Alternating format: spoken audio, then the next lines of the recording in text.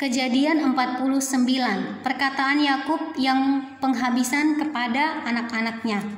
Kemudian Yakub memanggil anak-anaknya dan berkata, "Datanglah berkumpul, supaya kuberitahukan kepadamu apa yang akan kamu alami di kemudian hari. Berhimpunlah kamu dan dengarlah, ya anak-anak Yakub, dengarlah kepada Israel ayahmu. Ruben, engkaulah seanak sulungku, kekuatanku dan permulaan kegagahanku. Engkaulah yang terutama dalam keluhuran, yang terutama dalam kesanggupan. Engkau yang membual sebagai air, tidak lagi engkau yang terutama, sebab engkau telah menaiki tempat tidur ayahmu. Waktu itu engkau telah melanggar kesuciannya. Dia telah menaiki petiduranku." Simeon dan Lewi bersaudara, senjata mereka ialah alat kekerasan. Janganlah kiranya jiwaku turut dalam permufakatan mereka. Janganlah kiranya rohku bersatu dengan perkumpulan mereka, sebab dalam kemarahannya mereka telah membunuh orang, dan dalam keangkaraannya mereka telah memotong urat keting lembu. Terkutuklah kemarahan mereka, sebab amarahnya keras. Terkutuklah keberangan mereka, sebab berangnya bengis. Aku akan membagi-bagikan mereka di antara anak-anak Yakub dan menyerakkan mereka di antara anak-anak Israel. Yehuda, engkau akan dipuji oleh saudara-saudaramu, tanganmu akan menekan tengkuk musuhmu. Kepadamu akan sujud anak-anak ayahmu. Yehuda adalah seperti anak singa, setelah menerkam engkau naik ke suatu tempat yang tinggi, hai anakku. Ia meniarap dan berbaring seperti singa jantan atau seperti singa betina. Siapakah yang berani membangunkannya? Tongkat kerajaan tidak akan beranjak dari Yehuda ataupun lambang pemerintahan dari antara kakinya, sampai dia datang yang berhak atasnya. Maka kepadanya akan takluk bangsa-bangsa. Ia akan menambatkan keledainya pada pohon anggur dan anak keledainya pada pohon anggur pilihan. Ia akan mencuci pakaiannya dengan anggur dan bajunya dengan darah buah anggur. Matanya akan merah karena anggur dan giginya akan putih karena susu. Zebulon akan diam di tepi pantai laut.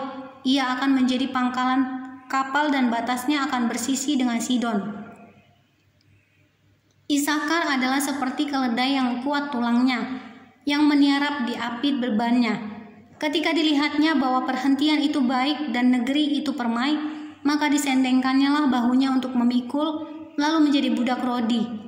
Adapun Dan, ia akan mengadili bangsanya sebagai salah satu suku Israel. Semoga Dan menjadi seperti ular di jalan, seperti ular beludak di denai, yang memagut tumit kuda sehingga penunggangnya jatuh ke belakang. Aku menanti-nantikan keselamatan yang daripadamu, ya Tuhan. Gad, ia akan diserang oleh gerombolan, tetapi ia akan menyerang tumit mereka. Asyer, makanannya akan limpah mewah, dan ia akan memberikan santapan raja-raja. Naftali adalah seperti rusa betina yang terlepas. Ia akan melahirkan anak-anak indah. Yusuf adalah seperti pohon buah-buahan yang muda, pohon buah-buahan yang muda pada mata air. Dahan-dahannya naik mengatasi tembok. Walaupun pemanah-pemanah telah mengusiknya, memanahnya dan menyerbunya, namun panahnya tetap kokoh, dan lengan tangannya tinggal liat.